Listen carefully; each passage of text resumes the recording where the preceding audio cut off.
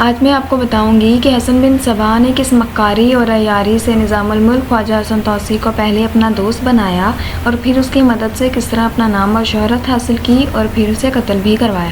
دراصل حسن بن صبا گفتگو میں خاصی مہارت رکھتا تھا اور دوسروں کے دلوں پر اپنے گفتگو سے ایک تاثر چھوڑ دیتا تھا اور اس چالاکی اور ہوشیاری سے گفتگو کرتا کہ دوسرے اس کی بات ماننے سے انکار ہی نہیں کر پاتے تھے۔ حسن بن صبا نظام الملک خواجہ حسن توسی اور عمر خیام ایک مدرسے میں اکٹھے پڑھتے تھے اور تینوں بہت اچھے دوست تھے۔ یہ تینوں اتنے اچھے دوست تھے کہ جہاں بھی جاتے ایک ساتھ ہی جاتے تھے۔ ایک دن حسن بن صبا نے ان دونوں کو ایک عہد نامہ پیش کیا کہ ہم امام موافق کے شاگرد ہیں، اور امام موافق نے جسے ذہین اور لائق کہا وہ ضرور کسی نہ کسی اونچے عہدے پر پہنچا ہے۔ اب ضروری تو نہیں کہ ہم تینوں ہی کسی اونچے عہدے پر پہنچ سکیں، اس لیے ہم تینوں یہ عہد کرتے ہیں کہ ہم تینوں میں سے جو بھی کوئی اونچے عہدے پر پہنچے گا وہ دوسرے دوستوں کی مدد کرے گا، اور اگر ان کے پاس کوئی ذرائع معاش نہ ہوگا تو وہ ان کی مدد کرے گا۔ یہ کوئی قرآن پر ہاتھ رکھ کر حلفیہ عہد نہیں تھا، لیکن لڑکپن میں یہ عہد کسی مذاق سے زیادہ حیثیت بھی نہ رکھتا تھا۔ مدرسے سے تعلیم حاصل کرنے کے بعد تینوں دوستوں کے راستے الگ ہو گئے۔ خواجہ حسن توسی ایک روز مردو جو کہ چگرا بیگ کا دارالسلطنت تھا وہاں پہنچا اور سلطان چگرا بیگ سے ملاقات کی اور اسے بتایا کہ وہ امام موافق کا شاگرد ہے اور مدرسے سے حدیث اور دیگر دینی امور کی تعلیم پائی ہے۔ سلطان چگرا بیگ خواجہ توسی کی صاف گوئی سے اس قدر متاثر ہوا کہ انہیں مشیر مقرر کر دیا اور خواجہ حسن توسی کو کہا کہ اگر تو نے راست گوئی اور صداقت پسندی کو قائم رکھا تو ضرور ایک دن اس سلطنت کا وزیر اعظم ہوگا۔ 20-22 سال بعد سلطان چگرا بیگ کی پیشگوئی پوری ہو گئی اور خواجہ حسن توسی وزیر اعظم بن گئے، اور انہیں ان کی قابلیت کی بنا پر سلجوقی سلطانوں نے نظام الملک کا خطاب بھی دیا۔ یہی وجہ ہے کہ خواجہ حسن توسی اپنے نام کے بجائے اپنے خطاب نظام الملک سے زیادہ مشہور ہیں۔ دوسری طرف حسن بن صبا نے زبان کے جادو میں تو مہارت حاصل کر ہی رکھی تھی، اور ان کئی سالوں میں حسن بن صبا نے دوسرے علوم مثلاً علم سحر جسے کالا جادو بھی کہا جاتا ہے اور علم نجوم میں بھی خاصی مہارت حاصل کی تھی۔ یہی وہ عرصہ تھا جس میں حسن بن صبا ابلیس بنا تھا۔ اس عرصے میں وہ ایک طاقتور اور انتہائی خطرناک انسان بن گیا تھا۔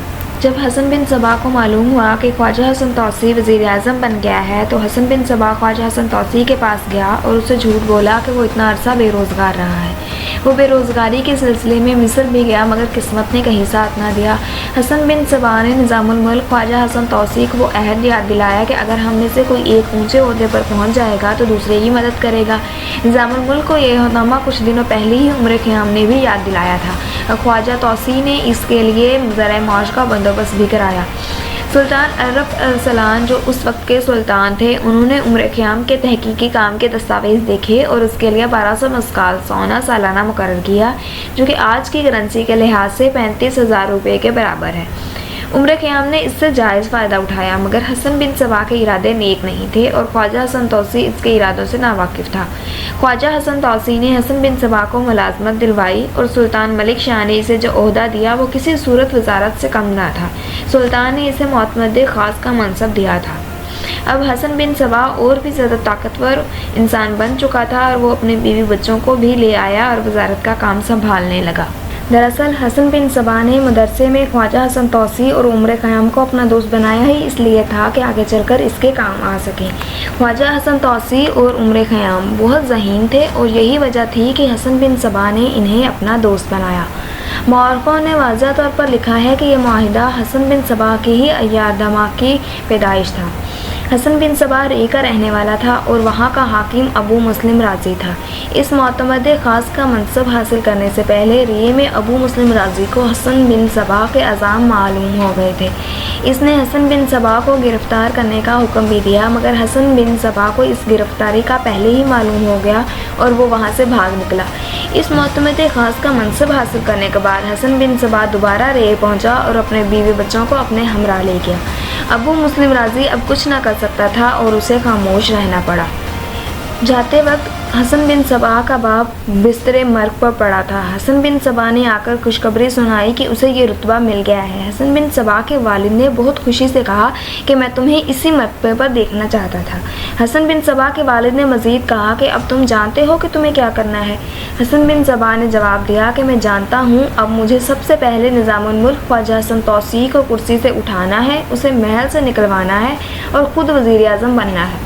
اس پر حسن بن صبا کے والد نے کہا کہ یاد رکھو بدی سے بڑی کوئی طاقت نہیں، اور اس بدی کا درس دیتے ہوئے حسن بن صبا کے والد کو ہچکی آئی اور اس کی ناپاک روح جسم سے نکل گئی۔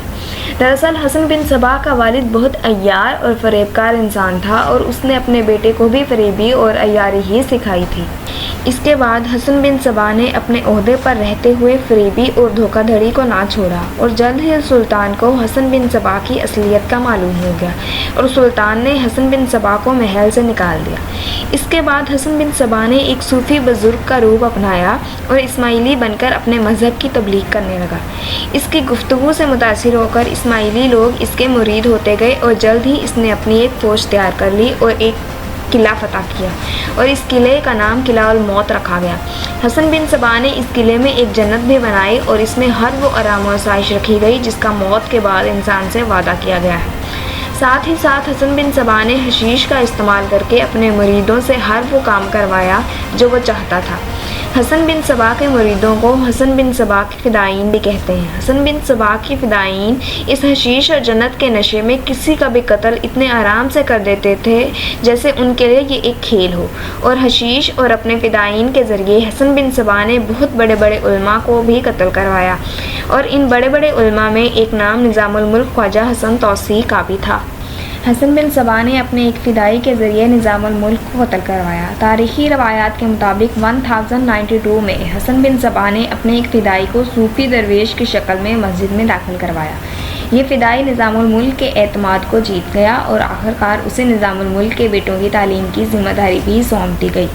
اس فدائی نے، جس نے صوفی درویش کا روپ دھار رکھا تھا، اس نے نظام الملک کو ایک سفر کے دوران قتل کروایا جب وہ اصفہان سے بغداد جا رہے تھے۔ تاریخی روایات کے مطابق صوفی درویش نے انہیں چاقو سے زخمی کیا، اور یہ حملہ 14 اکتوبر 1092 میں ہوا۔ بعض جگہوں پر اس حملے کی تاریخ 14 اپریل 1092 بتائی گئی ہے۔ اس حملے میں وہ زخمی ہو گئے، اور کچھ دنوں بعد اسی زخموں کی وجہ سے وہ اس دنیا سے چلے گئے۔ اس بات کا ذکر ضروری ہے کہ حسن بن صبا کے زمانے میں نظام الملک کے قتل کے بارے میں تاریخی واقعات میں تنازعات ہیں۔